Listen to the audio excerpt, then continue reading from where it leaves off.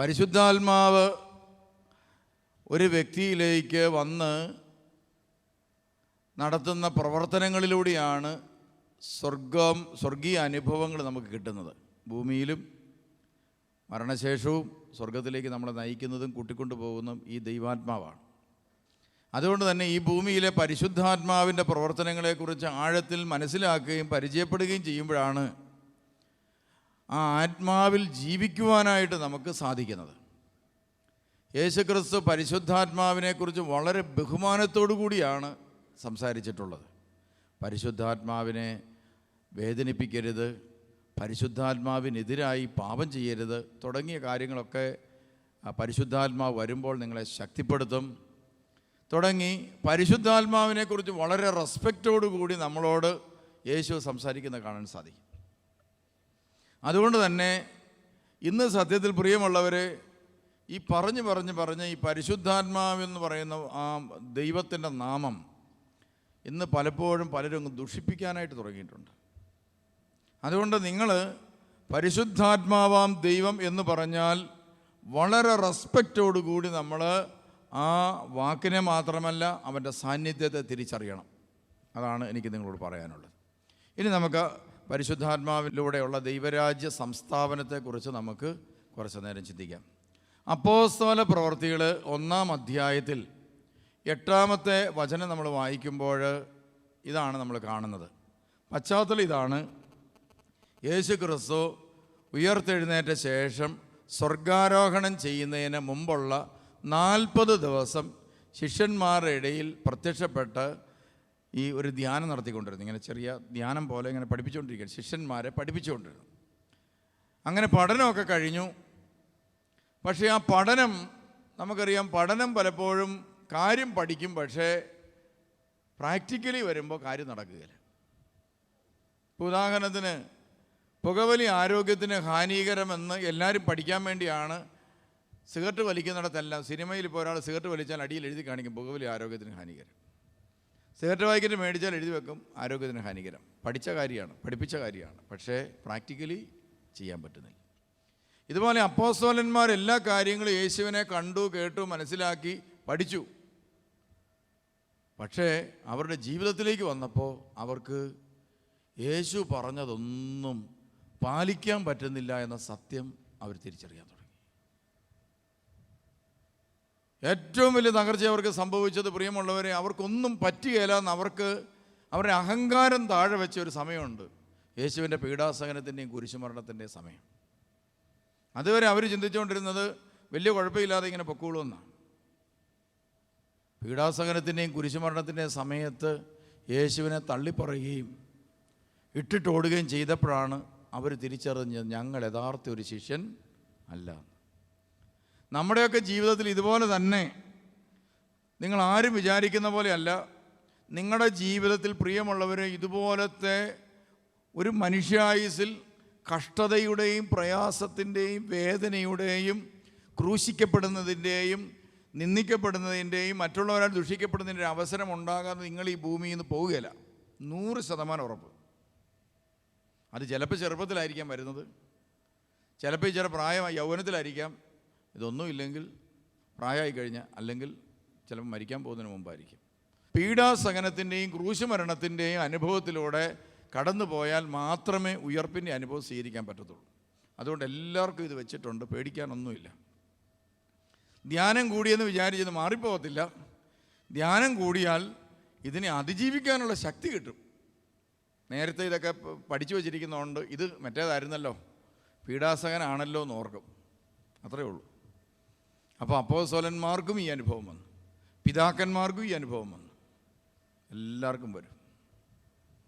നിന്നയുടെയും പരിഹാസത്തിൻ്റെയും ക്രൂശിൽ തറക്കലിൻ്റെയും സൽപ്പേര് നഷ്ടപ്പെടുന്നതിൻ്റെയും തെറ്റിദ്ധരിക്കപ്പെടുന്നതിൻ്റെയും ഒക്കെ അനുഭവം എല്ലാവർക്കും വരും. അപ്പോൾ പ്രിയമുള്ളവരെ, എന്തായാലും അപ്പോസ്തലന്മാർ ഇങ്ങനത്തെ അനുഭവങ്ങളെല്ലാം വന്നു കഴിഞ്ഞപ്പോൾ അവരുടെ അഹങ്കാരം അങ്ങ് മാറി. അവർക്ക് മനസ്സിലായി, നമ്മൾ ഈ പറയുന്ന പോലെ മസിൽ പിടിച്ചിട്ടൊന്നും ഒരു കാര്യവും ഇല്ല. അതുകൊണ്ട് അവർ വളരെ എളിമപ്പെട്ട് യേശു പ്രത്യക്ഷപ്പെട്ടപ്പോൾ പേടിച്ചരണ്ടുകൂടി ഇരിക്കുകയായിരുന്നു. ഉടനെ കർത്താവ് ചോദിച്ചു, എന്തിനാ പേടിച്ചിരിക്കുന്നത്? നിങ്ങൾ എന്തിനാ പേടിച്ചിരിക്കുന്നത്? നിങ്ങൾക്ക് സമാധാനം. അപ്പോസ്തലന്മാരൊക്കെ അന്നേരം പറഞ്ഞു, എന്ത് സമാധാനം? ആ കുരിശേ കിടന്നപ്പോൾ ചാടി ഇറങ്ങി വരണ്ടായിരുന്നു. അന്നേരം ഒന്നും മിണ്ടാതെ അവിടെ കിടന്ന് മരിച്ചേച്ച് ഇപ്പം ഒന്ന് സമാധാനം. എന്തോന്ന് സമാധാനം? നാട്ടുകാർ ഞങ്ങളിട്ട് ഓടിച്ചുകൊണ്ടിരിക്കുക. ഇപ്രകാരം പറഞ്ഞുകൊണ്ട് അവൻ തൻ്റെ കൈകൾ കാണിച്ചു കൊടുത്ത് വിലാപ്പുറവും. ഇങ്ങോട്ട് നോക്കിക്കേ. എന്നെ അവർ തല്ലുകയും കൊല്ലുകയും മുറിപ്പെടുത്തുകയൊക്കെ ചെയ്തു. എനിക്ക് വല്ലതും പറ്റിയോ? ഒന്നും പറ്റിയില്ല. നിങ്ങളെ തല്ലിയാലും കൊന്നാലും മുറിപ്പെടുത്തിയാലും അന്യായമായ വിധി നിങ്ങൾക്കെതിരായിട്ട് ഇനി ന്യായാധിപൻ പ്രസ്താവിച്ചാലും നിങ്ങളുടെ ബന്ധുക്കൾ നിങ്ങളെ വിട്ടുപോയാലും നിങ്ങളുടെ ഏറ്റവും ഉറ്റ സുഹൃത്തുക്കൾ കൂടെ നിൽക്കുന്ന അനുയായി പോലും നിങ്ങളെ ഇട്ടിട്ട് പോയാലും നിങ്ങൾക്കൊന്നും സംഭവിക്കുകയില്ല. കണ്ടോ, എനിക്ക് വല്ലതും സംഭവിച്ചോ? ഒന്നും പറ്റിയില്ല. നിങ്ങൾക്കൊന്നും പറ്റിയില്ല. എനിക്കൊന്നും പറ്റാത്തതിൻ്റെ കാരണം ഈ ഭൂമിയിൽ ഞാൻ എൻ്റെ പിതാവിനോട് കൂടെയാണ് ജീവിക്കുന്നത്. നിങ്ങൾ നിങ്ങളുടെ പിതാവായ ദൈവത്തോടു കൂടിയാണ് ജീവിക്കുന്നത്. നിങ്ങൾക്ക് ഈ ഭൂമിയിൽ ഒന്നും പറ്റാൻ പോകുന്നില്ല. കടബാധ്യത വന്നോട്ടെ, പ്രതിസന്ധി വന്നോട്ടെ, പ്രശ്നങ്ങൾ വന്നോട്ടെ, മറ്റുള്ളവർ തള്ളിപ്പറയട്ടെ, സൽപ്പേര് പോട്ടെ, എല്ലാം പോട്ടെ, ഒന്നും പറ്റാൻ പോകുന്നില്ല. പ്രിയമുള്ളവരെ, ഞാനിങ്ങനെ ഓർക്കാറുള്ളൊരു കാര്യമുണ്ട്.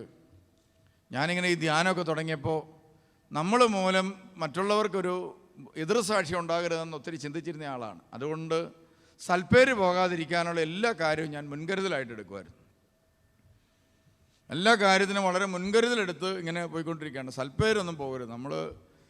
അതുകൊണ്ട് ഒരു സ്ഥലത്ത് നമ്മൾ ധ്യാനത്തിന് ആവശ്യമില്ലാത്ത പിരിവില്ല, അനൗൺസ്മെൻ്റ് ഇല്ല. വിദേശ രാജ്യങ്ങളൊക്കെ പോകേണ്ട ശുശ്രൂഷ കഴിയുമ്പോൾ അതുപോലെ തന്നെ വീട്ടിൽ പോരും. ആരെങ്കിലും എന്തെങ്കിലും വേണമെന്ന് ചോദിച്ചാൽ ഒന്നും വേണ്ടെന്ന് പറയും. തന്നാൽ തന്നെ ഇവിടെ കൊണ്ടിരുന്ന ആർക്കെങ്കിലും കൊടുക്കും. അങ്ങനെ എന്തിനാണെന്നറിയോ? സൽപ്പേര് പോകാതിരിക്കാൻ. അതും എനിക്ക് പിന്നെയാണ് മനസ്സിലായി. ഞാനിങ്ങനെ ചെയ്യുന്നത് പുണ്യം ചെയ്യാൻ വേണ്ടിയല്ല, സൽപ്പേര് പോകാതിരിക്കാൻ വേണ്ടിയാണ്. അങ്ങനെ എല്ലാം ചെയ്തുകൊണ്ടിരിക്കുന്ന കാലത്താണ് പ്രിയമുള്ളവരെ പെട്ടെന്ന് ഈ ധ്യാന ശുശ്രൂഷയ്ക്കെതിരായിട്ട് ആളുകളങ്ങ് തിരിഞ്ഞു. കുറേ ആളുകളെല്ലാം ഇങ്ങനെ പറയാൻ തുടങ്ങി, അത് ഈ അച്ഛൻ ഇങ്ങനെ ഓരോ നേട്ടങ്ങൾക്ക് വേണ്ടിയിട്ട് അതും ഇതൊക്കെ ചെയ്യുകയാണെന്നൊക്കെ പറഞ്ഞ് കുറേ മനപ്രയാസം ഉണ്ടാക്കുന്ന കാര്യങ്ങൾ എനിക്ക് ഉണ്ടായിക്കൊണ്ടിരുന്നു. അതോടുകൂടി എനിക്ക് വല്ലാത്ത വിഷമമായി. നമ്മളിവിടെ ഈ ധ്യാനവും പ്രാർത്ഥനയും പ്രസംഗമായിട്ടിരുന്നിട്ട് എന്നെ മറ്റുള്ളവർ ഇങ്ങനെയെല്ലാം ചിന്തിച്ചല്ലോ എന്നോർത്ത് ഞാൻ പുറത്തു പോക്കൊക്കെ നിർത്തി. ഏതെങ്കിലും ഒരു പ്രോഗ്രാമിന് ചെന്ന് കഴിയുമ്പോൾ അച്ഛന്മാരടക്കം പറയുന്നത് കേൾക്കുമ്പോൾ എൻ്റെ ഒരു ചിന്ത, ഇവരെന്നെക്കുറിച്ചാണ് പറയുന്നത്. അതുകൊണ്ട് സന്ധ്യയ്ക്ക് പോയി ശവാടകന് പോയിട്ട് തിരിച്ചു പോരും. പബ്ലിക് ഫംഗ്ഷനുകളിലേക്ക് പോലും പോക്ക് നിർത്തി. അപ്പോൾ ഒരവസരം കിട്ടി വിദേശ രാജ്യത്ത് അമേരിക്കയ്ക്ക് പോകാൻ. ഉടനെ ഞാനിവിടുന്ന് ഓർത്തു എന്നാലും പോയേക്കാം. അങ്ങനെ വിദേശ രാജ്യത്തേക്ക് പോയി. പ്രിയമുള്ളവരെ, വിദേശ രാജ്യത്ത് പോയി കഴിഞ്ഞപ്പോഴത്തേനും പറഞ്ഞു, വിദേശ രാജ്യത്ത് പോയി കാശുണ്ടാക്കി സ്ഥാനം മേടിക്കാനുള്ള പരിപാടിയാണെന്ന് പറഞ്ഞു. അങ്ങനെ ഞാൻ വളരെ മനപ്രയാസപ്പെട്ട് തിരിച്ച് നാട്ടിൽ വന്നു. അപ്പം ഞാനോർത്ത് ഇനി ഈ സഭയിൽ ഇത്രയും കഷ്ടപ്പെട്ട് പ്രസംഗത്തിന് പോലും പ്രതിഫലം വാങ്ങിക്കുകയില്ല. വാങ്ങിച്ച പ്രതിഫലം അല്ലെ അവിടെ തന്നെ കൊടുത്തിട്ട് പോരും, അല്ലെങ്കിൽ ഇവിടെ കൊണ്ടുവന്ന് പള്ളിയിൽ അടയ്ക്കും. എന്നിട്ടുമൊക്കെ ഇങ്ങനെ മനുഷ്യൻ നമ്മളെ ദുഷിക്കുകയാണല്ലോ എന്നൊക്കെ ചിന്തിച്ച് വിഷമിച്ചിരിക്കുന്ന സമയത്ത് ഞാൻ ഓർത്തു, ഇനി ഈ സഭയെ മാത്രം കിടന്ന് കഷ്ടപ്പെട്ടിട്ടുള്ള കാര്യമില്ല, സമൂഹത്തിന് വേണ്ടി കൂടെ വല്ലതും ചെയ്യാം. യേശുവിനെ അറിഞ്ഞവർ ഇതാണ് നമ്മളോട് ചെയ്യുന്നതെങ്കിൽ എന്തിനാണ് ആ യേശുവിനെ അറിയാത്തവർക്ക് വേണ്ടി എന്തെങ്കിലും ചെയ്യാം. അങ്ങനെ ഞാൻ ആരംഭിച്ചൊരു പ്രസ്ഥാനമാണ് പെയിൻ ആൻഡ് പാലിയേറ്റീവ് ശുശ്രൂഷ. ഈ പഞ്ചായത്തിലുള്ള മുഴുവൻ രോഗികളെയും കണ്ടെത്തി കിടപ്പ് രോഗികളുടെ അടുക്കൽ ശുശ്രൂഷിക്കാൻ വേണ്ടിയുള്ള ഒരു പ്രത്യേക ശുശ്രൂഷ ആരംഭിച്ചു. ആ ശുശ്രൂഷ ആരംഭിച്ച് പ്രിയമുള്ളവരെ കുറേ ദിവസം കഴിഞ്ഞപ്പോൾ വലിയ പ്രതിസന്ധിയിലേക്ക് കാര്യങ്ങൾ വന്നു. രോഗികളെ, ഇത്രയേറെ രോഗികൾ, അവരെ കൊണ്ടുപോകാൻ മാർഗ്ഗമില്ല. ടാക്സി പിടിച്ചാൽ കാശ് കൊടുക്കണം. രോഗി മേലാതെ കിടക്കുന്നു പറയുമ്പോൾ ആശുപത്രി കൊണ്ടുപോയില്ലേ പ്രശ്നം. ഇങ്ങനത്തെ വിഷയങ്ങൾ പൊങ്ങി വരാൻ തുടങ്ങി. ഞാനാണ് പിരിവ് പരിപാടി ഉണ്ടില്ല താനും. അങ്ങനെ ഇരിക്കുമ്പോഴാണ് എന്നെ ദുബായിലൊരു കൺവെൻഷന് വിളിച്ച്. ഞാൻ ദുബായിലിരുന്ന് ബാംഗ്ലൂർ ഒരു സഹോദരനെ, ഒരു അച്ഛനെ വിളിച്ചിട്ട് പറഞ്ഞു, അച്ഛാ നിങ്ങളുടെ റോട്ടറി ക്ലബ്ബിലോ വല്ലതും പറഞ്ഞ് ഒരു ആംബുലൻസ് മേടിച്ച് തരുമോ? അതിന് കഴിഞ്ഞ ദിവസം പ്രസംഗിച്ച റജി അച്ഛൻ ദുബായ് പള്ളിയിലെ വികാരിയാണ്. അച്ഛൻ കേട്ടുകൊണ്ടിരിക്കുകയാണ് ഇത് അപ്പുറത്തെ മുറി. അന്ന് ഉച്ച കഴിഞ്ഞ് കൺവെൻഷൻ കഴിഞ്ഞ ഉടനെ അച്ഛൻ പള്ളിയിൽ അനൗൺസ് ചെയ്ത്, നമ്മുടെ ഈ അച്ഛൻ ഒരു പാലിയേറ്റീവ് പരിപാടി തുടങ്ങിയിട്ടുണ്ട്, അവിടെ ഒരു ആംബുലൻസ് ആവശ്യമുണ്ട്, മേടിച്ചു കൊടുക്കണം. അങ്ങനെ അപ്പം തന്നെ ഒരു ആംബുലൻസിനുള്ള പൈസ റെഡിയാക്കി കിട്ടി. ഞാൻ നാട്ടിൽ വന്ന് ഒരു ആംബുലൻസൊക്കെ മേടിച്ച് എന്നെ ഉപദ്രവിച്ചതോടുള്ള പ്രതികാരം പോലെയാണ് ഞാൻ ഈ ശുശ്രൂഷ ആരംഭിച്ചത്. പകരം വീട്ടാൻ വേണ്ടി സമൂഹത്തിൻ്റെ പ്രവർത്തനവുമായിട്ട് അങ്ങ് ഇനി മുന്നോട്ട് പോകുക, സാമൂഹ്യ പ്രവർത്തനം. അങ്ങനെ ഈ ആംബുലൻസ് മേടിച്ചതിൻ്റെ പിറ്റേ ദിവസം രാവിലെ ഈ തൂത്തുട്ടി ചാപ്പലിൻ്റെ വാതുക്കൽ ഒരു വലിയ ആക്സിഡൻ്റ് ഉണ്ടായി. ഒരു വണ്ടി ഇടിച്ച് ഈ വണ്ടി കടിയിലായിപ്പോയി 2 പേര്. അപ്പോൾ ഒരാൾ ഓടി വന്നിട്ട് എന്നോട് പറഞ്ഞു, ഇതാ 2 പേര് തൂത്തുട്ടി ചാപ്പലിൻ്റെ വാതുക്കൽ വണ്ടി ഇടിച്ച് കിടപ്പുണ്ട്. ഞാൻ ഈ ആംബുലൻസൊക്കെ എടുത്തുകൊണ്ട് അന്ന് ഇട്ട ഡ്രസ്സിലാണ് പോയത്, പാൻറ്റും ഷർട്ടുമൊക്കെ ഇട്ടാണ് പോയത്. എനിക്ക് രാവിലെ സന്തോഷം ഉണ്ടായിരുന്നു, ഈ വണ്ടിയൊക്കെ പുതിയതായിട്ടൊരു വണ്ടി കിട്ടിയതല്ലോ, ഒന്ന് ഓടിക്കാമെന്നൊക്കെ വിചാരിച്ച് അങ്ങോട്ടും ഇങ്ങോട്ടൊക്കെ ഓടിച്ചൊക്കെ നോക്കിക്കഴിഞ്ഞപ്പോഴാണ് ഇത് സംഭവിച്ചത്. അപ്പോൾ എനിക്ക് സത്യത്തിൽ മനസ്സിന് വല്ല സന്തോഷമായിരുന്നു, ഇത് ഉപയോഗിക്കാൻ പറ്റുമല്ലോ. ഞാൻ വണ്ടി കൊണ്ട് നിർത്തി, ആളുകളെല്ലാം കൂടെ ചേർന്ന് 2 പേരെയും പിടിച്ച് കയറ്റി. 2 പേരെ ആയിട്ട് ഞാൻ തന്നെയാണ് വണ്ടി ഓടിച്ചുകൊണ്ട് പോയത്. ഞാൻ ആക്സിലേറ്ററിൽ കാല് കൊടുത്ത് വിടും. അപ്പോഴാണ് പ്രിയമുള്ളവരെ പുറകോട്ട് തിരിഞ്ഞ് നോക്കി നോക്കേണ്ട കാഴ്ച, ഒരാൾ മരിച്ചുപോയി. അതിനകത്ത് കിടന്ന ഒരാൾ ഇങ്ങനെയൊന്ന് പിടയ്ക്കുന്ന കണ്ട് ആളങ്ങ് മരിച്ച്. അന്നേരത്തെ ആവേശത്തിന് ഈ മരണമൊന്നും എനിക്കൊരു വിഷയമല്ലായിരുന്നു. വിട്ട് മെഡിക്കൽ കോളേജ്. ആ മെഡിക്കൽ കോളേജ് ചെന്ന് കഴിഞ്ഞപ്പോഴാണ് പ്രിയമുള്ളവരെ ഈ ആംബുലൻസെ കയറ്റിയത് നന്നായി, എല്ലാവരോടും പിടിച്ച് കയറ്റി. പക്ഷേ ഊരി ഇറക്കാൻ പറ്റുന്നില്ല ഇത്. അപ്പോൾ അവിടെ നിന്ന് നേഴ്സ് പറഞ്ഞ് ആ ഡ്രൈവറോട് ഇങ്ങോട്ട് ഇറങ്ങി വരാൻ പറഞ്ഞു. പുള്ളി തന്നെ അതൊക്കെ ഉടനെ അവർ പറഞ്ഞ് അച്ഛനാന്ന് പറഞ്ഞു. അപ്പോൾ പത്രക്കാരൊക്കെ വന്ന് ചോദിച്ചു, എന്നാ ഇത് സംഭവം എവിടെ നിന്ന് കിട്ടിയത് എങ്ങനെയാണെന്നൊക്കെ ചോദിച്ചു. അപ്പോൾ ഞങ്ങളിങ്ങനെ കാര്യങ്ങളൊക്കെ പറഞ്ഞു. പ്രിയമുള്ളവരെ, എന്നെ ദുഷിച്ച ആളുകളെക്കുറിച്ച് ഓർത്ത് ഞാൻ 3 മാസം പള്ളിക്കകത്ത് ഇവിടുന്ന് പുറത്തിറങ്ങാതെ ഇരുന്നിട്ടുണ്ട്. 3 മാസം. ഒരുപക്ഷെ എന്നെ ദുഷിച്ച ആളുകൾ ഒരു 5000 പേര് എന്നെ ദുഷിച്ചിട്ടുണ്ടാവും ഏകദേശം. എന്തെങ്കിലുമൊക്കെ പറഞ്ഞ് എന്നെ കുറ്റം പറഞ്ഞിട്ടുണ്ടായിരിക്കും ശുശ്രൂഷാ മേഖലയിൽ. 3 മാസത്തിന് ശേഷം 18 ലക്ഷം വരുന്ന പത്രത്തിൻ്റെ കോപ്പിയിൽ ഈ ശുശ്രൂഷകളെക്കുറിച്ച് ഒറ്റ ദിവസം കൊണ്ട് അടിച്ചു വന്നു. 3 പേജ് ഒറ്റ ദിവസം കൊണ്ട്. പ്രിയമുള്ളവരെ, പാലിയേറ്റീവ് ശുശ്രൂഷയും ധ്യാനകേന്ദ്രവും 18 ലക്ഷം പേരോളം വായിക്കാൻ പറ്റി. ഇനി ഞാൻ എൻ്റെ ജീവിതകാലം മുഴുവൻ ഇരുന്നുകൊണ്ട് ബ്രോഷർ അടിച്ച് വിതരണം ചെയ്താൽ എനിക്ക് 18 ലക്ഷം കോപ്പി അടിച്ച് വിതരണം ചെയ്യാൻ പറ്റുമോ? ഞാനൊരു 20,000 ബ്രോഷർ അടിക്കണമെങ്കിൽ പ്രിയമുള്ള അതിൻ്റെ ചിലവ് ഉണ്ടാക്കണമെങ്കിൽ കാശ് എത്ര വേണം? ഒരു പത്രത്തിൽ ഞാൻ 18 ലക്ഷം വരുന്ന കോപ്പിയിൽ ഒരു പരസ്യം കൊടുക്കണമെങ്കിൽ എന്തുമാത്രം ലക്ഷം പൈസ ഞാൻ ഉണ്ടാക്കണം? കർത്താവ് വിചാരിച്ചാൽ ഒരുത്തനെ താക്കണമെങ്കിൽ ഒറ്റ ദിവസം കൊണ്ട് താക്കാൻ പറ്റും. ഉയർത്തണമെങ്കിൽ ഒറ്റ ദിവസം കൊണ്ട് ഉയർത്താൻ പറ്റും. അതുകൊണ്ട് എനിക്ക് നിങ്ങളോട് പറയാനുള്ളത്, പ്രിയമുള്ളവർ, ഇതെല്ലാം നമ്മളങ്ങോട്ട് വിടുക. അപ്പോൾ വന്നെന്നിരിക്കും, പോയെന്നിരിക്കും. ഇതെല്ലാം വരികയും പോവുകയൊക്കെ ചെയ്തുകൊണ്ടിരിക്കും. അതുകൊണ്ട് നിങ്ങൾ ഇതെല്ലാം കൊണ്ട് വിടുക. വിട്ടിട്ട് അപ്പോസ്തലന്മാർ ഇതുപോലെയായിരുന്നു. അവരാകെപ്പാടെ പെട്ടുപോയി. അവസാനം അവർ തീരുമാനിച്ച് യേശു നല്ല ആളാണ്, സുവിശേഷവും കൊള്ളാം, നമ്മളെ കൊണ്ട് ഈ പണി പറ്റിയില്ല. നിങ്ങളിൽ പലരും ഇപ്പോൾ ചിന്തിച്ചുകൊണ്ടിരിക്കുന്ന സംഗതിയൊക്കെ കൊള്ളാം, തൂത്തുട്ടി ധ്യാനം നടത്തി ഇങ്ങോട്ടെ, എല്ലാം കൊള്ളാം, തിരുമേനിയ ശുശ്രൂഷകരൊക്കെ കൂടി നല്ല ധ്യാനമാണ്, ഇടയ്ക്കൊക്കെ വന്ന് ആണ്ടിലൊന്ന് ഞങ്ങൾ കൂടിയിട്ട് പോയിക്കോളാം, നല്ലതാണ്. പക്ഷേ ഞങ്ങളെ കൊണ്ട് ഇങ്ങനത്തെ പരിപാടിയൊന്നും പറ്റിയില്ല. ഞങ്ങൾക്ക് സുവിശേഷവും യേശുവും വചനവും ഒന്നും പറ്റിയില്ല. ഞങ്ങൾ വേണം ധ്യാനം കൂടിയിട്ട് പോയിക്കോളാം. അപ്പോസ്തലന്മാർ ഈ തീരുമാനം എടുത്ത് അവർ പറഞ്ഞു, ഞങ്ങൾ മീൻ പിടിക്കാൻ പോവുക. പത്രോസ് പോയ പുറകെ എല്ലാവരും പോയി. രാത്രി മുഴുവനും അധ്വാനിച്ച് ഒന്നും കിട്ടിയില്ല. ഇനി നിങ്ങൾക്ക് സംഭവിക്കാൻ പോകുന്നതെന്നറിയോ? നിങ്ങളിനി യേശു ഇല്ലാതെ എവിടെയെങ്കിലും എന്തെങ്കിലും അധ്വാനത്തിന് പോയാൽ ഒരു പ്രയോജനവും കിട്ടുകയില്ലെന്ന് മാത്രമല്ല, നിങ്ങളുടെ അധ്വാനം വൃഥാവാകും. അങ്ങനെ ഒരു കുരുക്കിൽ നിങ്ങളിപ്പോൾ പെട്ടിട്ടുണ്ട്. ഇത് ധ്യാനത്തിന് ആദ്യ ദിവസം പറഞ്ഞാൽ നിങ്ങൾ ആദ്യ ദിവസം തന്നെ ഇട്ടിട്ട് പോകുന്ന അറിയാവുന്നതുകൊണ്ടാണ് ഇപ്പോൾ പറഞ്ഞത്. നിങ്ങളൊരു വല്ലാത്ത കുരുക്കിലാണ് ഇപ്പോൾ പെട്ടിരിക്കുന്നത്. ഇതാ, യേശുവിനെ കൂടാതെ നിങ്ങളിനി എന്ത് പരിപാടിക്ക് പോയാലും നിങ്ങളുടെ ജീവിതത്തിൽ അത് കഷ്ടനഷ്ടങ്ങളുണ്ടാക്കും. അങ്ങനെ അവസാനം രാത്രി അധ്വാനിച്ചിട്ട് ഒന്നും കിട്ടാതെ നല്ല ബോധ്യം പത്രോസിനുണ്ട് എവിടെയാണ് മീൻ വരുന്നതെന്ന്. ഒന്നും കിട്ടിയില്ല. പത്രോസ് അപ്പോസ്തലൻ പറഞ്ഞു, എന്നാ പറ്റിയെന്ന് അറിയത്തില്ല, ഗലീല കടലിൽ എവിടെയൊക്കെ മീനുണ്ടെന്ന് എനിക്കറിയാൻ മേലെ, പക്ഷേ ഒന്നും കിട്ടിയില്ല. രാത്രിയിൽ യേശു പ്രത്യക്ഷപ്പെട്ടിട്ട് പറഞ്ഞു, പടകിൻ്റെ വലതുവശത്ത് വലയിറക്ക്. യേശുവിൻ്റെ വാക്ക് വന്നു, വചനം വന്നു, അത് പാലിച്ചു. അപ്പോൾ തന്നെ ഇഷ്ടം പോലെ മത്സ്യം. അങ്ങനെ അഹങ്കാരം എല്ലാം താഴെ പോയ അപ്പോസ്തലന്മാർ എളിമയോടെ ഇരിക്കുമ്പോഴാണ് കർത്താവ് ഈ വചനം പറഞ്ഞത്. എന്ത് വചനം? സ്വർഗാരോഹണത്തിൻ്റെ ദിവസം കർത്താവ് ഒലിവ് മലയുടെ അടുത്ത് ഇങ്ങനെ മലയുടെ മേളിൽ കയറുന്നു. എന്നിട്ട് പറഞ്ഞു, ഞാൻ ടേക്ക് ഓഫ് ചെയ്യാൻ പോവാണ്, നിങ്ങളോട് കുറച്ച് കാര്യങ്ങൾ ഇതിനു മുമ്പ് പറയാൻ പോവാണ്. പോകുമെന്ന് പറഞ്ഞ ഉടനെ അപ്പോസ്തലന്മാർ ചോദിച്ചു, കർത്താവേ, അങ്ങ് രാജ്യം സ്ഥാപിച്ചു തരുന്നത് എപ്പോഴാ? പിതാവായ ദൈവം തൻ്റെ നിശ്ചയപ്രകാരം ക്രമീകരിച്ചിരിക്കുന്ന കാര്യങ്ങൾ പുത്രന് പോലും അറിയാൻ മേലാത്ത കാര്യമാണ്. പക്ഷേ നിങ്ങളത് അറിയേണ്ട കാര്യമല്ല. അധികാരവുമായി ബന്ധപ്പെട്ട വിഷയങ്ങളെക്കുറിച്ച് ഓർത്ത് നിങ്ങൾ ആവശ്യമില്ലാതെ ആകുലപ്പെട്ടുകൊണ്ടിരിക്കരുത്. ഇന്ന് ക്രൈസ്തവ സഭ ആകപ്പാടെ കിടന്നുറങ്ങിയാൽ എഴുന്നേക്കാൻ മേലാതെ വിഷമിക്കുന്ന സഭാ നേതാക്കന്മാർ പോലും രാത്രി കിടന്ന ഉറക്കമില്ല. വിഷമിക്കുന്ന ഒറ്റ കാര്യം, രാജ്യവും അധികാരവും ആരുടെ കയ്യിലായിരിക്കും എന്നതിനെ സംബന്ധിച്ചാണ്. യേശു പറഞ്ഞു, നിങ്ങൾ ഈ കാര്യത്തെക്കുറിച്ച് ഓർത്ത് വിഷമിക്കേണ്ട, പിതാവിന് മാത്രം അറിയാവുന്ന രഹസ്യമാണ്. നിങ്ങൾക്ക് പോലും ചിലപ്പോൾ തോന്നിയിട്ടുണ്ട്, ദൈവമേ, ഇതിനേക്കാൾ യോഗ്യനെ ഇവിടെ ഇരുത്തായിരുന്നല്ലോ, അല്ലേ? ഇപ്പോൾ രാജ്യത്തൊരു മന്ത്രി ഇരിക്കുമ്പോൾ നമ്മളോർക്കും, ഇതിനേക്കാളും നല്ല മന്ത്രി ഉണ്ടായിരുന്നല്ലോ. നമ്മുടെ പള്ളിയിൽ ഒരച്ഛൻ കുർബാനയ്ക്ക് വരുമ്പോൾ നിങ്ങൾ ഓർക്കും, ഇതിനേക്കാളും സ്വരവാസനയുള്ള പിള്ളേർ ഇവിടെ ഉണ്ടായിരുന്നില്ല അച്ഛനാകാൻ.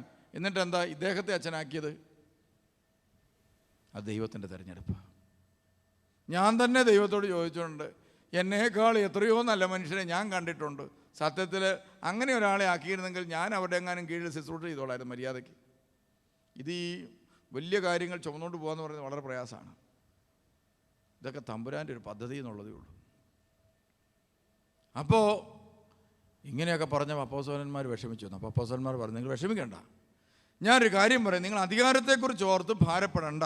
നമുക്ക് ആ വചനം ഒന്ന് വായിക്കാം, അപ്പോൾ നിങ്ങൾക്ക് ക്ലിയർ ആകും. ഒരുമിച്ച് കൂടിയിരിക്കുമ്പോൾ അവർ അവരോട് ചോദിച്ചു, കർത്താവേ, അവിടുന്ന് ഇസ്രായേലിന് രാജ്യം പുനഃസ്ഥാപിച്ചു നൽകുന്നത് ഇപ്പോഴാണോ? കണ്ടോ 6-ാമത്തെ വാക്യം, അങ്ങ് രാജ്യം സ്ഥാപിച്ചു തരുന്നത് ഇപ്പോഴാണോ? പിന്നെ അവൻ പറഞ്ഞു, പിതാവ് സ്വന്തം അധികാരത്താൽ നിശ്ചയിച്ച് ഉറപ്പിച്ചിട്ടുള്ള സമയമോ കാലമോ നിങ്ങൾ അറിയേണ്ട കാര്യമല്ല. നിങ്ങളിത് ആർക്കാ കിട്ടുന്നത്, എപ്പോഴാണ് കിട്ടുന്നത്, ആരെ തിരഞ്ഞെടുക്കും, എങ്ങനെ തിരഞ്ഞെടുക്കും ഒന്നും ഓർത്തോ നിങ്ങൾ വിഷമിക്കൊന്നും വേണ്ട. അത്ര സുഖമുള്ള പരിപാടിയൊന്നും അല്ലിത്, അത്ര നല്ല പരിപാടിയൊന്നും അല്ലിത്. എൻ്റെ കൂടെ ഒരു അച്ഛനുണ്ട്, സെക്രട്ടറി അച്ഛൻ. അപ്പോൾ അച്ഛനെ ഇങ്ങനെ ഒരു പള്ളിയിലെ ശുശ്രൂഷകനായിട്ടൊക്കെ ഇങ്ങനെ വർക്ക് ചെയ്തിട്ടുണ്ട്. അങ്ങനെ ഇരിക്കുമ്പോഴാണ് എൻ്റെ കൂടെ അച്ഛനാകാൻ വേണ്ടിയിട്ട് ഒരച്ഛൻ കൊണ്ടേ ആക്കുന്നത്. അങ്ങനെ ആക്കി പുള്ളി എൻ്റെ കൂടെ നിന്നു. അന്നേരം ഞാൻ വയനാട്ടിലാണ്. അങ്ങനെ എൻ്റെ കൂടെ ആദ്യത്തെ ഒരു കന്നിയാത്ര നടത്തി. ആദ്യത്തെ കന്നിയാത്ര തന്നെ വയനാട്ടിലേക്കായിരുന്നു. 13 മണിക്കൂർ 12 മണിക്കൂർ യാത്ര ചെയ്യണം. ആദ്യത്തെ യാത്ര അങ്ങോട്ട് പോയി 12 മണിക്കൂർ. പ്രിയമുള്ളവരെ, വഴി കൂടി ഇങ്ങനെയുള്ള യാത്ര പുള്ളിക്കാരന് ഏതാണ്ടൊക്കെ തോന്നുന്നുണ്ട്. കാരണം എന്താണ്, വഴിയിൽ ഇറങ്ങാൻ പറ്റുമോ? ഞാൻ ചുവന്ന കുപ്പായൊക്കെ ഇട്ടിരിക്കുക, വണ്ടി കൊണ്ട് നിർത്തിക്കഴിഞ്ഞാലും ആളുകളൊക്കെ ശ്രദ്ധിക്കുക, അതുകൊണ്ട് വിട്ടുപോയിക്കൊണ്ടിരിക്കുക. പിറ്റേ ദിവസം അവിടെ നിന്ന് ഇങ്ങോട്ടൊരു യാത്ര. ആ യാത്ര കഴിഞ്ഞപ്പോഴത്തേനും പുള്ളി വശം കെട്ട്. അപ്പം ഞാൻ പറഞ്ഞു, ഇനി നാളെ വേറെ കുർബാനയുണ്ട് ഇടുക്കിയിൽ, അങ്ങോട്ട് പോകാം. അങ്ങനെ രാവും പകലും ഓട്ടമാണ്. അങ്ങനെ ആയിക്കഴിഞ്ഞപ്പോൾ പുള്ളി അവസാനം എന്നോട് പറയുമായിരുന്നു, ഞാൻ പള്ളിയിലായിരുന്നപ്പം എപ്പോഴും ചിന്തിച്ചുകൊണ്ടിരുന്നൊരു കാര്യമുണ്ട്, ഈ തിരുമേനിമാർക്ക് എന്നാ സുഖമാണ്. ഞങ്ങൾ ഈ പള്ളിയെല്ലാം അടിച്ച് തൂത്ത് വാരി വൃത്തിയാക്കി നല്ല ക്രമീകരണങ്ങളൊക്കെ ചെയ്ത് നല്ല കസേരയൊക്കെ റെഡിയാക്കി അവിടെ ഇടും. ഇട്ട് കഴിയുമ്പോൾ നേരെ തൊപ്പിയൊക്കെ വെച്ച് കറക്റ്റ് സമയത്തിന് വരവ് വന്നു കഴിയുമ്പോൾ ഇങ്ങനെ ഒരു നോട്ടം, ചിരിച്ചു പോലും കാണിക്കുകയില്ല ഗൗരവത്തിൽ. എന്നിട്ട് അങ്ങനെ പിന്നെ അവസാനം എന്താണ്, എന്നേലും ചെറിയ കുറ്റമുണ്ടെങ്കിൽ അന്നേരത്തെ പറയും, ഇതെന്തായി കാണിച്ചിരിക്കുന്നത്, പൊടിയാണല്ലോ കിടക്കുന്നത്. എന്തോരം നല്ല കാര്യം ചെയ്തു, ഒരു നന്മയും അവർ പറയുന്ന പോലെ തോന്നിയിട്ടില്ല. എന്ന് മാത്രമല്ല, ചെന്ന് കഴിഞ്ഞാൽ നല്ല സുഖമായിട്ട് കാപ്പിയും കുടിച്ചേച്ച് കാറേ കയറി ഒരക്ഷരം മിണ്ടാതെ അടച്ചേച്ച് ഒരൊറ്റ പോക്ക്. ഞാൻ വിചാരിച്ചു, എന്നാ സുഖമുള്ളൊരു ജോലിയായത് എന്ന് വിചാരിച്ചിരുന്നു. പലപ്പോഴും ഞാനിങ്ങനെ ചിന്തിച്ചിരുന്നു. ഒരാഴ്ച കഴിഞ്ഞാൽ പുള്ളി പറഞ്ഞു, ദൈവം തമ്പുരാനെ മൂത്രമൊഴിക്കണമെന്ന് ആഗ്രഹിച്ചാൽ പോലും സാധാരണ മനുഷ്യന് അത് ചെയ്യാം, പക്ഷെ അതുപോലും ചെയ്യാൻ പറ്റുന്നില്ലല്ലോ. നിലം തൊടാതെ വിട്ടുകൊണ്ടിരിക്കുകയാണ്. അപ്പോൾ പുള്ളിക്കാരൻ പറഞ്ഞു, ഇത് ഇത്ര സുഖമുള്ള പരിപാടി അല്ലെന്ന് ഇപ്പോഴാണ് മനസ്സിലായത്. കണ്ടോ? അപ്പോൾ എന്ന് പറഞ്ഞ പോലെ എല്ലാവർക്കും തോന്നും. കുടുംബജീവിതക്കാർ, സന്യാസ അച്ഛന്മാർ 40-40 വയസ്സാകുമ്പോഴത്തേനും ഇങ്ങനെ എന്നോട് വന്ന് പറയാറുണ്ട്, സത്യത്തിൽ ഇപ്പോൾ ഓർക്കുകയാണ്, കല്യാണം കഴിക്കേണ്ടതായിരുന്നു. അന്നേരമാണ് 45 വയസ്സുള്ള അമ്മച്ചി വന്നേച്ച് പറയുകയായിരുന്നു, ആ തിരുമേനി പണ്ട് മഠം വല്ലതും തുടങ്ങിയിരുന്നെങ്കിൽ ഞാൻ അവിടെ ചേർന്നേനെ. ഒരു മനുഷ്യന് പോലും അവൻ ഇരിക്കുന്ന സ്ഥലത്ത് സ്വസ്ഥതയും സമാധാനമില്ല. കർത്താവ് പറഞ്ഞ്, പരിശുദ്ധാത്മാവ് നിങ്ങളുടെ മേൽ വന്നു കഴിയുമ്പോൾ ഇരിക്കുന്ന സ്ഥലത്ത്, ഇരിക്കുന്ന പൊസിഷനിൽ നിങ്ങൾക്ക് ചിന്തിക്കാൻ പറ്റാത്ത അനുഭവം ഉണ്ടാകും. നിങ്ങൾക്ക് ശക്തി കിട്ടും. ആ അവസ്ഥയിൽ ജീവിക്കാനുള്ള ശക്തി, അതാണ് പരിശുദ്ധാത്മ ശക്തി. അപ്പോൾ പറയുകയാണ്, പരിശുദ്ധാത്മാവ് നിങ്ങളുടെ മേൽ വന്നു കഴിയുമ്പോൾ നിങ്ങൾ ശക്തി പ്രാപിക്കും. എന്തിനുള്ള ശക്തിയാ? ജെറുസലേമിൽ, യൂദയായിൽ, സമരിയായിൽ, ലോകത്തിൻ്റെ അതിർത്തി വരെയും നിങ്ങളെനിക്ക് സാക്ഷികളായിരിക്കും. എന്തിനുള്ള ശക്തിയാ? യേശുവിനെ സാക്ഷ്യപ്പെടുത്താനുള്ള ഒരു ശക്തി പരിശുദ്ധാത്മാവോട് മാത്രമേ കിട്ടത്തുള്ളൂ. ഇന്ന് ക്രിസ്തുവിൻ്റെ സാക്ഷ്യം നഷ്ടപ്പെടാൻ കാരണം സഭയിലും കുടുംബത്തിലും വ്യക്തി ജീവിതത്തിലും പരിശുദ്ധാത്മാവിൻ്റെ പ്രവർത്തനങ്ങൾ നടക്കാത്തതാണെന്ന് മാത്രം ഇപ്പം മനസ്സിലാക്കിയിരിക്കുക. ഇനി പ്രിയമുള്ളവരെ, പരിശുദ്ധാത്മാവ് ഏതൊക്കെ മേഖലകളിലാണ് നമ്മളിൽ പ്രവർത്തിക്കുന്നത്? എവിടുന്നാണ് ഇവൻ പുറപ്പെട്ടു വരുന്നത്? നമുക്ക് വിശ്വാസ പ്രമാണം വായിക്കുമ്പോൾ നമുക്കറിയാൻ സാധിക്കും. സകലത്തെയും ജീവിപ്പിക്കുന്ന കർത്താവ്. അപ്പം നമുക്ക് ജീവനുണ്ടെങ്കിൽ മാത്രമേ എന്തെങ്കിലും ചെയ്യാൻ പറ്റത്തുള്ളൂ. ഇല്ല ചതഞ്ഞെന്ന് പറഞ്ഞിരിക്കും. അപ്പോൾ ജീവൻ നൽകുന്ന കർത്താവ് നമ്മളിലേക്ക് പരിശുദ്ധാത്മാവിൻ്റെ ശക്തി പ്രവർത്തിക്കാൻ തുടങ്ങുമ്പോൾ നമുക്കൊരു പ്രത്യേക ജീവനുണ്ടാകും. അതോടുകൂടി നമ്മൾ യേശുവിൻ്റെ സാക്ഷ്യം ഉയർത്താൻ തുടങ്ങും. അതാണ് പ്രത്യേകത. ഇനി പ്രിയമുള്ളവരെ, അപ്പോസ്തല പ്രവൃത്തികൾ 2:17 വായിച്ചേ. ദൈവം അരുളി ചെയ്യുന്നു, അവസാന ദിവസങ്ങളിൽ എല്ലാ മനുഷ്യരുടെയും മേൽ എൻ്റെ ആത്മാവിനെ ഞാൻ വർഷിക്കും. നിങ്ങളുടെ പുത്രന്മാരും പുത്രിമാരും പ്രവചിക്കും. പ്രിയമുള്ളവരെ, പരിശുദ്ധാത്മാവിൻ്റെ ശക്തി കുഞ്ഞുങ്ങളിലേക്ക് വന്നാൽ, സാധാരണ കുഞ്ഞുങ്ങൾ എന്താണ്, വിവരമില്ലാത്ത വർത്തമാനവും പരിപാടിയും പറഞ്ഞു നടക്കും. പക്ഷേ പരിശുദ്ധാത്മാവ് കുഞ്ഞുങ്ങളിലേക്ക് വന്നാൽ കുഞ്ഞുങ്ങൾക്ക് പ്രവചന ശക്തി കിട്ടും. പിള്ളേരെന്ന് പറഞ്ഞാൽ ഭാവിയെക്കുറിച്ച് ചിന്തിക്കുക പോലും ചെയ്യാത്ത പാർട്ടികളാണ്. പക്ഷേ പരിശുദ്ധാത്മാവാണ് പ്രവർത്തിക്കുന്നതെങ്കിൽ ഭാവി പ്രവചിക്കാൻ അവരെ കൊണ്ട് സാധിക്കും. ഒരിക്കൽ ഞാൻ മണർകാട് പള്ളിയിലെ ധ്യാനം കഴിഞ്ഞ് പുറത്തേക്ക് ഇറങ്ങി, വണ്ടിയെ കയറി ഇങ്ങോട്ട് പോകുന്നു. 7ാം ക്ലാസ്സിൽ 6ാം ക്ലാസ്സിൽ പഠിക്കുന്നൊരു പെണ്ണ് അമ്മയോട് പറഞ്ഞു, തിരുമേനി ധ്യാനം നടത്തിക്കൊണ്ടിരിക്കുമ്പോൾ യേശു എന്നോട് ഒരു കാര്യം പറഞ്ഞു ചോദിച്ചു. ഉടനെ ചോദിച്ചു, എന്ത് കാര്യം? അത് തിരുമേനിയോട് മാത്രമേ പറയാൻ പറ്റത്തുള്ളൂ. അതുകൊണ്ട് എനിക്കിപ്പോൾ തിരുമേനിയെ കാണണമെന്ന് പറഞ്ഞു. ഉടനെ അവർ പറഞ്ഞു, തിരുമേനി ഇപ്പോൾ ധ്യാനം നടത്തിയിട്ട് ക്ഷീണിച്ചിട്ട് പോയിരിക്കുകയാണ്, ഇപ്പോൾ അങ്ങോട്ട് കയറി ചെല്ലാൻ പറ്റുമോ? ഉടനെ അവൾ പറഞ്ഞു, യേശു പറഞ്ഞു ഇന്ന് തന്നെ പറയണമെന്ന്. പിന്നെ എൻ്റെ അടുത്ത് കൊണ്ടുവന്ന് പറഞ്ഞു, ഇവർക്ക് എന്നാണ് മണ്ടാട്ടുപള്ളി വെച്ച് ഏതാണ്ട് പറ്റിയെന്ന് പറഞ്ഞു. ഞാൻ ചോദിച്ചു, എന്താ പറ്റിയെന്ന് നിനക്ക്? ഉടനെ പറഞ്ഞു, യേശു എന്നോട് പറഞ്ഞു, ഞാനിങ്ങനെ കണ്ണടച്ചിരിക്കുമ്പോൾ ഒരു ജീപ്പ് ഒരു ബൈക്കിനിട്ട് വന്ന് ഇടിച്ച് ഒരു ആക്സിഡൻ്റ് ഉണ്ടാകുന്നതായിട്ട് കാണുന്നു. ആ ആക്സിഡൻറ്റിൽ ഒരാൾ മരിച്ചു പോകുന്നതായിട്ടും കാല് അറ്റുപോകുന്ന പോലെയൊക്കെയുള്ള കാര്യങ്ങളാണ് ഞാൻ കണ്ടത്. ഭയങ്കര ആക്സിഡൻ്റാണ് ഇടിച്ച്. എന്നിട്ട് പറഞ്ഞു, തൂത്തുകുട്ടി ചാപ്പലുമായി ബന്ധപ്പെട്ട ആർക്കോ ആണ് ഇത് സംഭവിക്കാൻ പോകുന്നതെന്ന് കർത്താവ് പറഞ്ഞിട്ടുണ്ട്. ഞാൻ വലിയ കാര്യമായിട്ട് എടുത്തില്ല, സീരിയസ് ആയിട്ട് എടുത്തില്ല. കൊച്ചിന് തോന്നിയതായിരിക്കുമെന്ന് വിചാരിച്ചെങ്കിലും ഞാൻ കുറച്ച് സീരിയസ് ആയിട്ട് എടുത്തു. പ്രിയമുള്ളവരെ, ഞാൻ ആ സംഭവം വെച്ച് പിന്നീട് വിശുദ്ധ കുർബാനയെ സമർപ്പിച്ച് ആക്സിഡൻറ്റുകൾ അപകടങ്ങളൊക്കെ മാറിപ്പോട്ടെ എന്ന് പ്രാർത്ഥിക്കുമായിരുന്നു. തൊട്ടടുത്ത ക്രിസ്മസ്, അടുത്ത 2-3 മാസത്തിനുള്ളിൽ ക്രിസ്മസ് വന്നു. ക്രിസ്മസിൻ്റെ ശുശ്രൂഷ കഴിഞ്ഞ് എറണാകുളം ഭാഗത്ത് ഞാൻ പുറത്തിറങ്ങി ഫോണിലേക്ക് നോക്കുമ്പോൾ തുരുതുരാന്ന് കോൾ വന്നിട്ടുണ്ട്. എൻ്റെ കൂടെയുള്ള ഇപ്പോൾ അച്ഛൻ്റെ അമ്മയും അപ്പനോട് ക്രിസ്മസിന് പള്ളിയിലേക്ക് പോയതാണ്. ഒരു ജീപ്പ് വന്നു, ഒരൊറ്റയിടി, കാല് തകർന്നു പോയി. പ്രിയമുള്ളവരെ, മെഡിക്കൽ കോളേജിൽ വന്നപ്പോൾ ഡോക്ടർമാർ ഞാൻ വിളിച്ചു ചോദിച്ചപ്പോൾ സത്യത്തിൽ പറഞ്ഞത്, കാല് ഞങ്ങൾ നാളെ മുറിച്ച് കളയുമെന്ന് പറഞ്ഞു. കാല് മുറിച്ച് കളയും. അപ്പം ഞാൻ ചോദിച്ചു, മുറിച്ച് കളയാതെ വല്ല മാർഗമുണ്ടോ? ഒരു മാർഗ്ഗവും ഇല്ല, എല്ലാം പൊടിഞ്ഞു പോയെന്ന് പറഞ്ഞു. അപ്പോൾ ഞാൻ ചോദിച്ചു, എത്ര ദിവസം മുറിച്ച് കളയാതിരിക്കാൻ പറ്റും? അത് ഇൻഫെക്ഷൻ എപ്പം വരുന്നോ അപ്പം മുറിക്കുമെന്ന് പറഞ്ഞു. എസെക്കിയേൽ 37-ാം അധ്യായം ഞാൻ അച്ഛന് പറഞ്ഞു കൊടുത്തു. ഞാനത് വായിച്ചു, ഞാൻ വായിക്കുമായിരുന്നു. എസെക്കിയേൽ 37 അധ്യായത്തിലൂടെ കർത്താവെ സൗഖ്യമൊഴുകണമെന്ന് പ്രാർത്ഥിക്കുകയും ചെയ്തു. പ്രിയമുള്ളവരെ, മുറിച്ച് കളയേണ്ട കാല് ഇപ്പോഴും ആ കാലയിൽ അതുപോലെ ഇരിപ്പുണ്ട് എന്ന് മാത്രമല്ല, ആ കാലയിൽ നടന്നാണ് അവർ ഈ ദേവാലയത്തിൽ പലപ്പോഴും വരുന്നത്. വേണ്ട. അപ്പോൾ ആ കൊച്ചിന് കിട്ടിയ ദൈവിക ദർശനവും പ്രവചനവും അക്ഷരാർത്ഥത്തിൽ നടന്നു.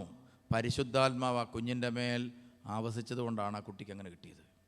കുട്ടികളുടെ ഹൃദയം നല്ലതായതുകൊണ്ട് പ്രിയമുള്ളവരെ, പെട്ടെന്ന് വരദാനങ്ങൾ പ്രായമായവരേക്കാൾ കുട്ടികളിലൂടെ പ്രവർത്തിക്കാൻ എളുപ്പമാണ്. കാരണം മനസ്സൊത്തിരി അശുദ്ധമായിട്ടില്ലല്ലോ. വെറുതെ വിദ്വേഷം വൈരാഗ്യമൊന്നും അത്ര കയറാത്തതുകൊണ്ട് പെട്ടെന്ന് കുഞ്ഞുങ്ങൾ ആത്മാവിലേക്ക് വന്നാൽ പെട്ടെന്ന് അവരുടെ ഹൃദയത്തിൽ ഈ വരദാനങ്ങൾ പ്രവർത്തിക്കാനിടയായിത്തീരും. അതുകൊണ്ടാണ് നിങ്ങൾ ശ്രദ്ധിച്ചിട്ടുണ്ടാവുക എന്ന് എനിക്കറിഞ്ഞുകൂടാ, നിങ്ങൾ യുവതീവാക്കന്മാരായിട്ട് കുട്ടികളും ടീനേജുകാർക്കൊക്കെ പെട്ടെന്ന് ഈ ധ്യാനം നടക്കുന്ന സമയത്ത് മാതാവിനെ യേശുവിനെയൊക്കെ കാണാനും ദർശനങ്ങൾ കാണാനും സാധിക്കുന്നുണ്ട്. അപ്പോൾ പ്രിയമുള്ളവർ ഓർക്കുക, ഇത് പരിശുദ്ധാത്മാവ് ആ വ്യക്തിയിൽ വന്ന് ആവസിച്ചതിൻ്റെ ലക്ഷണമാണ്. അപ്പോൾ ഒന്ന് ആലോചിച്ച് നോക്കി, ഈ വ്യക്തിയുടെ കൂടെ ദൈവം തന്നെയാണ്. ഈ ദൈവം ഇപ്പോൾ ഈ വ്യക്തിയുടെ കൂടെ എവിടെയാണ് പ്രവർത്തിക്കുന്നത്? ആ വ്യക്തിയുടെ കണ്ണുകളിൽ പരിശുദ്ധാത്മാവ്, ആ വ്യക്തിയുടെ കാതുകളിൽ പരിശുദ്ധാത്മാവ്. അതുകൊണ്ടാണ് പറയുന്ന പോലെ തോന്നുന്നത്. ആ വ്യക്തിയുടെ ഹൃദയത്തിൽ പരിശുദ്ധാത്മാവ്. അതുകൊണ്ടാണ് ഹൃദയത്തിൽ ഒരു ചിന്ത തോന്നൽ വരും, കറക്റ്റായിരിക്കും. പിന്നെ ശരീരത്തിൽ നമുക്കറിയാം, വെള്ളം കോരി ഒഴിക്കുന്ന പോലെ, അതുപോലെ കോരിത്തരിക്കുന്നത് പോലെയൊക്കെ ചിലർക്ക് ഫീലിംഗ് എന്താണ്? ബോഡിയിൽ പരിശുദ്ധാത്മാവ് പാസ് ചെയ്യുന്നതിൻ്റെ ലക്ഷണമാണ്. ചില ശരീരം അങ്ങ് ചൂട് പിടിക്കുന്ന പോലെ പരിശുദ്ധാത്മാവ് പാസ് ചെയ്യും. അപ്പം നിങ്ങളുടെ എത്ര അടുത്താണ് പരിശുദ്ധാത്മാവ്? ദൈവം നിങ്ങളുടെ എത്ര അടുത്താ? നിങ്ങളുടെ ക്ലോസ് ആയിട്ട്.